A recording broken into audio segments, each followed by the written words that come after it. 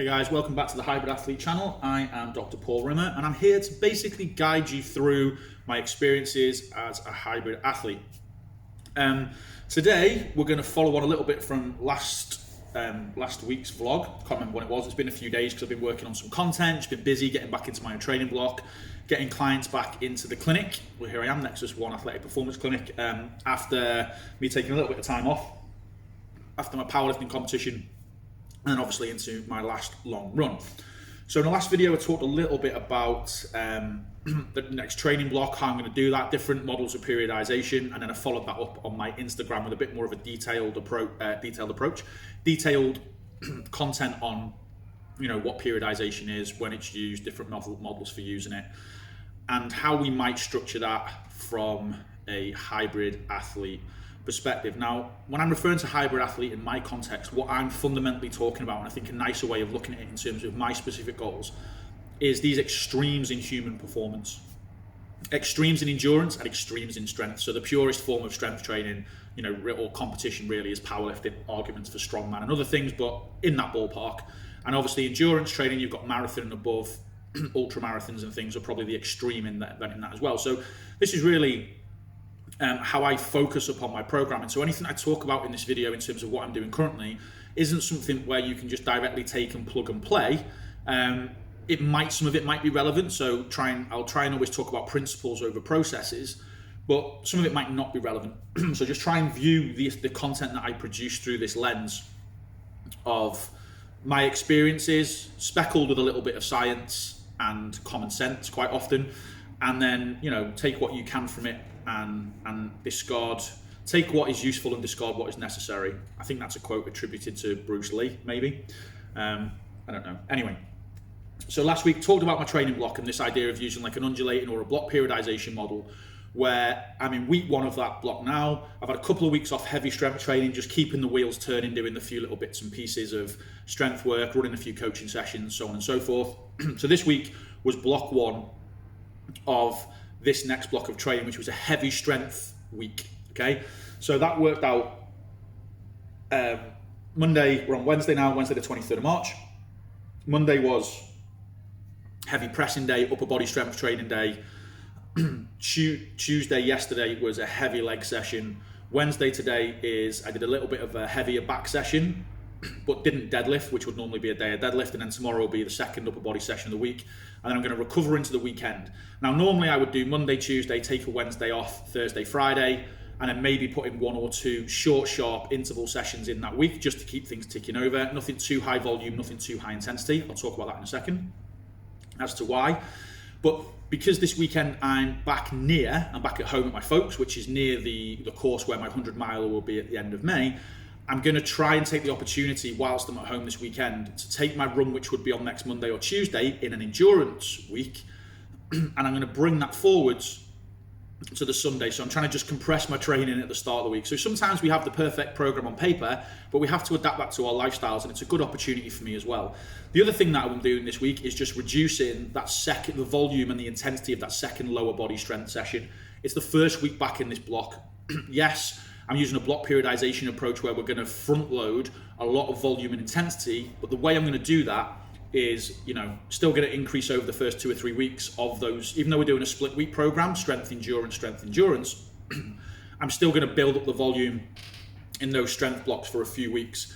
The way I'm going to do that is using cluster sets. So my strength programming looks like this at the moment. So I've just got it up here so I don't forget myself. So my strength blocks look like this. So Monday session, I'll go into these in a bit more detail once this is loaded, which it won't because it's being slow. So yeah, Monday,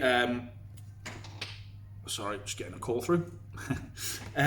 Always put your phone on airplane mode when you're recording content.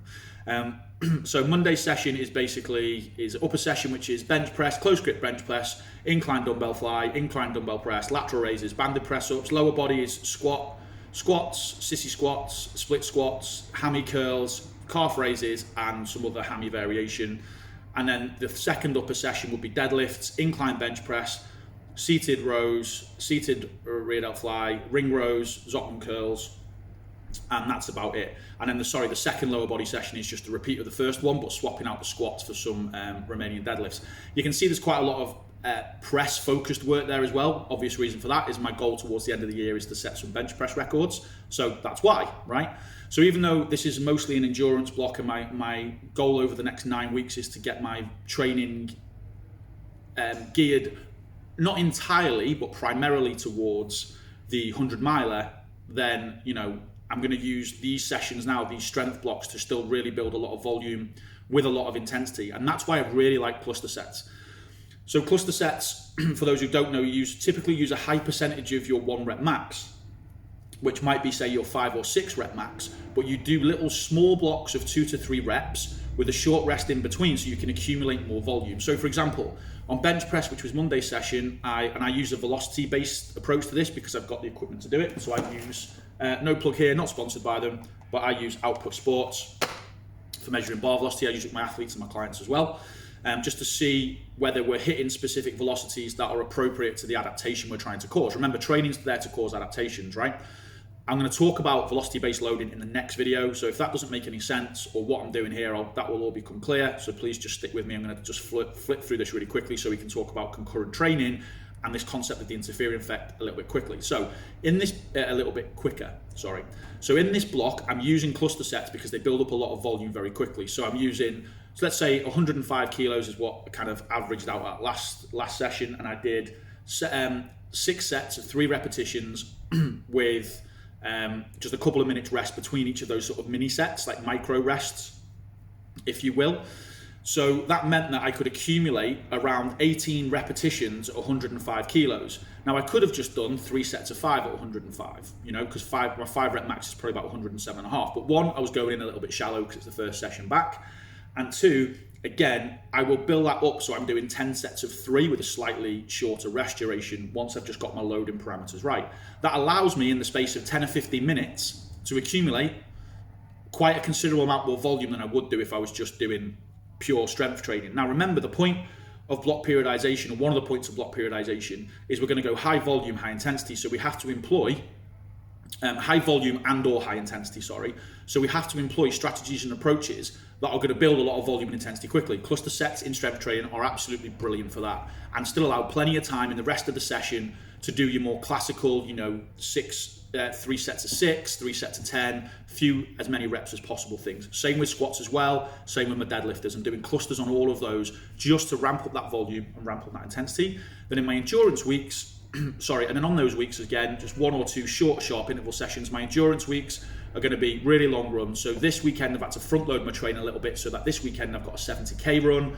Again, that will be low intensity, high volume.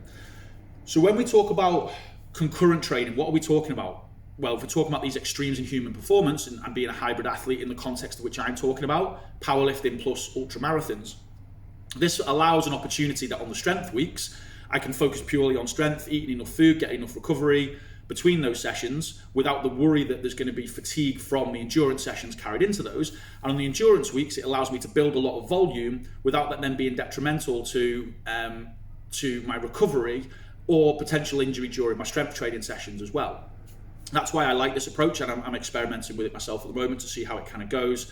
And like I said before, I've got reams and reams and reams of, before I started using Google Sheets to track a lot of my data or other training software, these are all training data books from years of me lifting weights and doing stuff as well. So I always say be your own scientist, so be your own scientist. So when we're talking about this concurrent model, what factors are really going to influence our ability to train at both ends of the spectrum? Well, let's just talk firstly really briefly about what the interference effect is. Again, on my Instagram, I'm going to put a lot more detailed post on this. So that's @Dr_P_performance. I'm going to talk about some of the proposed hypothesized mechanisms by which this takes place. But fundamentally what we have is we have endurance training causing certain physiological processes, metabolite accumulation, etc., to take place. And those metabolites then interfere with metabolic pathways, either upregulating some metabolic pathways or downregulating other metabolic pathways, which interfere with the adaptations that we would get from strength training. So for example, there's 2 main pathways. There's AMPK, which is, think of this as it's adenosine monophosphokinase. It's an enzyme in the muddle. No, it's not. It's an enzyme in the muscle which is then elevated as a response to endurance training.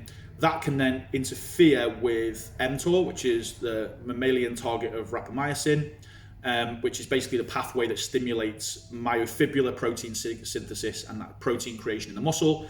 And then AMPK, and there's another pathway called PGC1 alpha. Don't worry if this doesn't make sense. I'm going to talk about my Instagram.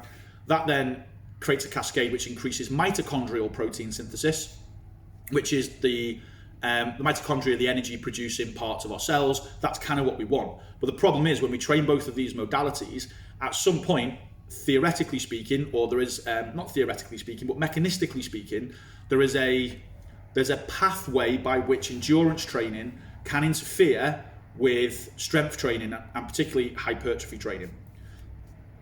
And that is going to be dependent on several factors. One, it's going to be dependent on the intensity of the exercise. So it can be, how hard it is, how relevant effort or heart rate, for example. I've talked about training load a lot on one of my other videos.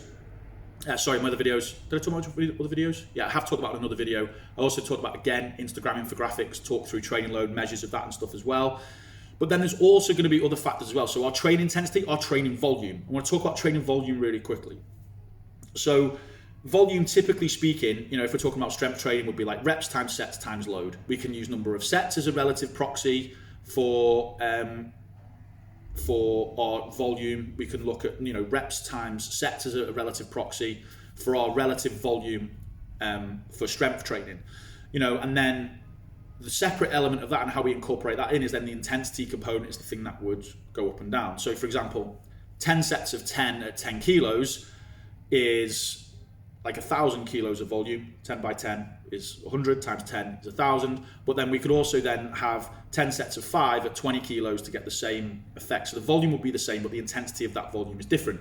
And that's where the complexity of understanding what volume comes into in a strength component gets a little bit more complex in terms of how we might translate that into how it causes fatigue in the body. And that's where we need to start understanding the difference between like different training modalities, different strength training modalities, different power training modalities, and the differential effects that it causes in fatigue in the body. Now, the good news is when it comes to strength training, and if you look at the literature on what's called this interference effect, which is this ability of endurance training to interfere with strength and hypertrophy gains, if you look at the literature, it's very one directional. So typically speaking, strength work done, to a moderate amount due to a high amount will interfere with endurance. If you're running on tired legs, you're going to struggle because if you've done a really heavy strength session, logically your endurance is going to suffer, but you can still get an amount of work done at the required heart rates or intensities to still elicit mostly positive adaptation. So it's interesting that most of the interference effect from a biochemical perspective, like from a metabolic pathway perspective,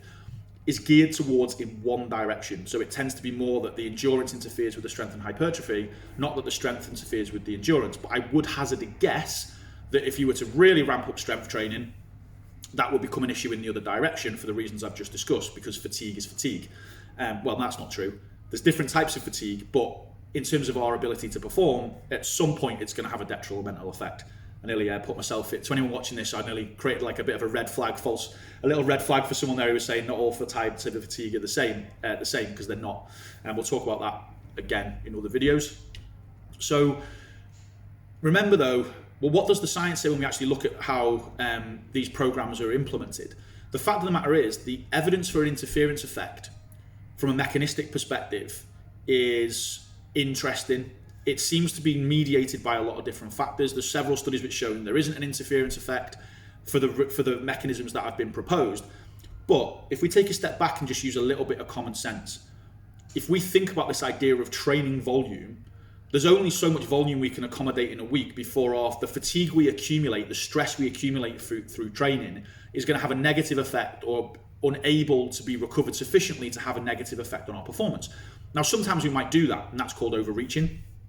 We have functional overreaching, non-functional overreaching. Again, another video for another time. A friend of mine, Lee Bell's very good on that as well, so I might get him on to have a discussion about overtraining and overreaching and the differences that people have. But the point I'm trying to make is that with strength training in particular, we tend to auto-regulate that. So auto-regulate is just off our own perceptions and feelings. If we feel weak that week, we just reduce the load. Whereas endurance work can be a little bit more difficult because if we're doing a lot of let's say, low intensity hydration volume, we can still usually maintain a certain pace, but we might need then our relative effort might be higher, or our heart rate might be a little bit higher as well. So we just need to be cautious, a bit more cautious about fatigue with endurance training, because it can accumulate quite quickly without us really realizing it. And also, a lot of endurance athletes can get into this overtrained state because they can just keep pushing through, whereas strength training tends to be sort of a bit more auto-regulating. If that didn't make much sense, don't worry, I'll talk about it again in a bit more detail. But fundamentally, what we're talking about is two components of volume that we need to think about. One is our strength training volume and how much we can train each week before it interferes with our endurance volume, or how much endurance volume can we accumulate each week before it starts to interfere with our strength. Now, I've just talked about strength volume. Endurance volume can be a little bit more tricky, because you could just look at number of distance covered. So if you're talking about running, which I'll talk about in this context, we could just look at distance ran, right? Okay, but that doesn't factor in this intensity component. So, if we're running 30 minutes of hard intervals, is that the same as 60 minutes very low intensity steady state? No, of course it's not. 30 minutes of intervals is going to have one, differential adaptive effects, and it's going to have differential fatigue effects as well. So how much our body's going to feel that afterwards. So it's not just a case of pitting endurance versus strength. It's also understanding not just the volume that we've got in terms of maybe it's number of hours training, and that's a good proxy. So when I talk about strength training, a good proxy for strength training is being like number of reps and number of sets. A good proxy for endurance training volume would just be number of hours completed, okay? But is that the full story? No, we might then look at number of hours at whatever percent at a specific intensity or at a specific rate of perceived exertion. So a really simple measure of endurance volume that I would use would be the duration of the exercise multiplied by what my perceived effort of that whole session was. And you can do the same for strength. Now, there's not going to be a complete synergy between the relationship between those things in terms of what that means in terms of performance, but it's a nice little indicator if you collect your own data to see how much volume you can handle each week. So build yourself a spreadsheet. How many hours a week are you training? What intensities are those training sessions? And then from that, you'll sort of figure out, even if you're trying to do both modalities in 1 week, let's just say we're using like a daily undulating model, or we're trying to just do everything at once, you'll start to figure out that if you've got all of this volume and you're doing all these, calculating these numbers, very quickly you'll realize that something's got to give. So 1 week we might have to focus a bit more strength, or 1 week we might have to focus a bit more endurance. It might be goal specific or starting point specific. So for someone who's got a really big endurance base, they might reduce their endurance volume to allow more volume for hard strength training. Or if someone's got a really big strength base, they might reduce their strength base to more of a maintenance strength to improve the amount, to increase the amount of time to create volume in terms of their endurance training. Okay, so volume is at the heart of all this stuff, but it's not just the volume. It's volume in terms of total load lifted, or total distance covered, or total amount of hours trained. It's the proportions of the intensity of those volumes that we also do need to consider, and that should also be factored into any periodization model. Again, talked about that on the last video, and I'm sure I'll come back and revisit it again. But here's the problem. Depending on the type of study, you tend to find that there is some studies that say yes, there's an interference effects, and there's this mechanistic stuff that causes it. There also seems to be some studies that say there's no interference effect, and in some situations there can actually be a positive effect on endurance training on strength gains. Now, there's a population issue, there's a modality issue, there's lots of complex things moving on here where you can always find this synergistic element between those two things. Or at least if there's not a synergistic benefit, there's not an impact on performance. Use the word performance wrong. Not an impact on muscle growth. But remember, performance is more than just muscle growth. We're talking about maximal strength, and we're talking about ability to produce force quickly in certain sports. So rate of force development. That is where we still might be strong. We still might be able to build muscle in if we include quite a lot of endurance training. But we still need to be careful if we're looking for performance enhancement, or if we're peaking up to a specific competition or whatever that might be. So what are the main training variables that are going to impact on this interference? Now, whether the interference is through these complex pathways where you've got AMPK and that interferes with mTOR and all of this stuff, whether it's that, or it's simply because our body just accumulates fatigue because of other mechanisms that we know cause fatigue, central nervous system fatigue, peripheral fatigue. And then also we've got substrate depletion, the inability to refuel quickly, Or to, for example, like if we do lots of endurance exercise, we get increases in calcium concentrations in the muscle, and that's going to interfere with our ability to contract in a strength session, which might be on the same day. It's kind of an irrelevant whether it's not irrelevant. It's interesting if there's a mechanistic thing underneath it, but ultimately it's kind of irrelevant because we have to acknowledge that there's a certain amount of training we can do each week. There's a certain amount of training of each modality we can do each week, or over a certain period of time, that is going to be influenced, and that is going to influence the level of fatigue we suffer, and we're not going to be able to push beyond that until we readapt. But even if we adapt maximally, there will become a threshold at which most of us who've got busy lives, jobs, families, whatever it might be, have to accept that we can't physically fit in any more training hours per week. So we always start from a coaching perspective with the individual athlete as a funnel. So imagine like my approach as a funnel. My athletes and my clients are at the end of that funnel. There's no point me saying you can handle 30 hours of training volume a week if you've only got time for 20. So we have to start with what we can do, and then whether that's mediated physiologically, just our own physical capacity to do things, or whether it's mediated by lifestyle, work, other commitments, whatever it might be. We have to work on this idea of how many of these little programming blocks can we move? How many of these little programming Lego bricks have we got to start with? Whether that's, and what's the determining factors about that? And then can we shift those factors if possible? Can we make more time to train? Can we get better recovery? Can we get better nutrition? Let's talk about all those in due course, guys. Of course I am. But in the short term, if we start with that as a good solid foundation and the amount of hours we have to week to train, then we can start to prioritize and say, okay, well, we've got this, and this. Or it might be that, like in my situation, what I've realized is to get the most out of my strength training blocks, I have to undulate my blocks a little bit and use like the approaches I talked about before. But the training variables that might impact are the order of the exercise, the order of the exercise, whether we do endurance and strength or strength and endurance. It might be the modality of exercise. So it might be that, for example, running has got a differential effect to cycling. It seems to have that thing. It might be, the intensity of exercise might have an effect.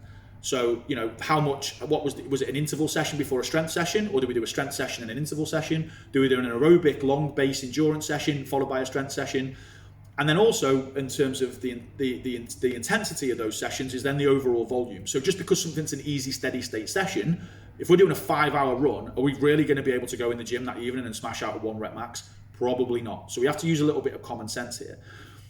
So where does that leave us? Well, it leaves us with a lot of variables that can be manipulated, but fundamentally, as a real basic kind of rule, from a programming perspective, one, choose your poison, okay? If we know how much volume we've got or how many hours training a week we can handle, then we have to prioritize, or we're going to try and prioritize one of those things over another, whether it's strength or endurance. And then don't be afraid to log your training and manipulate those variables in between. So the first one is choose your poison and what you're going to focus on for this training block. Even in a strength block, it might be that you're only focusing on one specific lift, i.e. for me, bench press, okay? So be very specific about what we're going to focus on, especially if we're trying to train in these multimodal things. So for me, bench press, the primary concern, and then also just getting my endurance volume up to get to this 100 miler. They're my priorities. For me personally, I'm just experimenting at the moment with this block periodization. So the second thing then is, right, is there an opportunity that how far can I separate my endurance training from my strength training? Now, because and I'm trying to contextualize this, because my endurance training blocks are so high volume for each week that I'm doing, because I'm running 70, 80K, 90K, there is literally 0 point in just putting 24 hours between that and a strength training session. It's just not, there's just going to be carryover fatigue. It's going to be there. I know this because I've experienced it. So one of the things that we need to do is understand the type of modality and intensity of endurance training we're doing versus our strength programming. So for example, if I'm just doing short, sharp 20, 30 minute interval sessions, can I bolt that on at the end of a strength session? Probably yes. If I'm doing a long, slow endurance session, which is maybe an hour, hour and a half run at a very steady state where I'm not going to deplete substrates, not going to be depleted in glycogen, not going to be breaking down too much muscle tissue, not going to be running at an intensity that's going to, cause all of these metabolic effects that's going to interfere with strength training for maybe more than a few hours, well then, okay, I might do that of a morning and then of an evening do my strength session, or I might do my strength session of a morning and then use that fatigue, if there is any residual fatigue later in the day, because we want to keep that in strength session at a moderate to high intensity. We might not go to failure in an endurance block, but we still want it to be at quite a high intensity. And And then that means we've got a little bit of fatigue of an evening, but that's fine, because if we're doing endurance sports for a slow, steady state, a low intensity, steady state session, we might want to run on a little bit of tired legs just to use fatigue as a weapon. You'll hear about this a lot in hybrid performance, about using fatigue as a weapon. I'm a fan of it in some situations and I'm not in others. And I'm going to probably do a separate video talking about fatigue as a weapon, because this has gone on way too long. So that's the second consideration, is how do we divide, or how do we separate maximally our aerobic sessions from our endurance sessions? Now, we can do that on a day-to-day basis. And then the third thing is, if we can't separate our endurance from our strength, what kind of modalities should we do? Well, obviously the modality we should do is the one that's most specific to our goals. If we're just trying to get fitter, probably use something that's low impact, like a bike, because it seems to be that cycling has less of an effect, for example, as concentric muscle contractions, and cycling, particularly at higher intensities, seems to have less of an effect, a detrimental effect on our strength gains, than long, slow, steady endurance training, particularly. And I would always put the endurance work after the strength training, even if that's a priority the other way around. And then save your longer run days, on rest days, or days where it's really far, not rest days, but on days where it's really far away. It would be a rest day if you're running with it. On days that are really far away from your strength training sessions. If you've got to try and fit your training into one day. So again, the intensity of the exercise and the duration is going to be massively important. Now, if you're going to have to do strength into endurance, or you're going to have to, I don't know, maybe you've got to go endurance into strength because you need to run to the gym, or cycle to the gym, or cycle, to train, or whatever it might, cycle to do a strength session, not just to the gym, to the strength session, then it might be that you then do super low intensity, but it's low duration. Or you could do high intensity, high duration, but then that's probably going to have an effect on your strength work if you've blown your quads out, for example, and you've got a heavy squatting session. So a lot of this is common sense. But as a general rule, they're the three things you want to look at. One is how much time have you got, and how you're going to divvy up those points across the course of a week. Or it might be doing what I do, which is saying, okay, 1 week I'm going to focus on this, next week I'm going to focus on the next, or 1 month I'm going to focus on this, and the next month I'm going to focus on the next, however you periodize it. The second is then looking at the relative, the intensities that you're going to have to work at and train at for performance to get to your performance goal. Okay, we can't just do loads of low load, high rep strength training work far away from failure if we're peaking for a powerlifting competition, right? Can't do that. So we need to figure out what we need to do to reach our goal. And the third thing is, within that, how are we best going to separate and create as much time as we can between our our strength training and our endurance training, or our strength and power training and endurance training. And if we can't do that, what modalities are we going to use to make sure that whichever direction we're looking in, if strength is going to interfere with endurance, then are we okay with that? Again, are we using that fatigue to our advantage? Or if we have to do endurance before our strength for whatever reason, even logistically, what kind of intensity and type of exercise are we going to do before our strength in order to minimize those effects, okay? And that really comes down to understanding our own bodies, monitoring those sessions. For me personally, I like to do mine on different weeks. Or if I'm doing them on the same day, separated by as many hours as possible. If it's an endurance into a strength. If it's a high intensity interval session, I'll usually do my strength session first, recover for a little bit of time, and then I'll usually choose a mode of endurance. If I'm not talking event specific running here, I'll choose a mode of endurance which doesn't really use those fatiguing muscles. So for example, if I was doing like a squatting session, I probably then wouldn't go and do my bike intervals straight afterwards. I'd do my squat session, and then I might go and do a rowing session. That might still be a bit of crossover, but particularly for me, because I don't have a rower here, I would do an running interval session. If I was doing a deadlifting session or something heavy hamstring focused, I would probably then do the strength session and then do intervals on the bike, which is a bit more quad focused as well. Okay. On my latest Instagram post, there is going to be a lot on this. So talking about the different modalities, the difference between high intensity and low intensity exercise in terms of the theoretical effects, and also a little bit more detail planning out how to program these things and considerations and some real simple rules to follow. Right guys, that was another short video that turned into half an hour. Apologies for that. Have a great rest of your day. I look forward to speaking to you soon, and I will touch base with you guys on Friday when I will have just completed my first week of my strength of this block. Speak to you later guys, let you know how I'm feeling.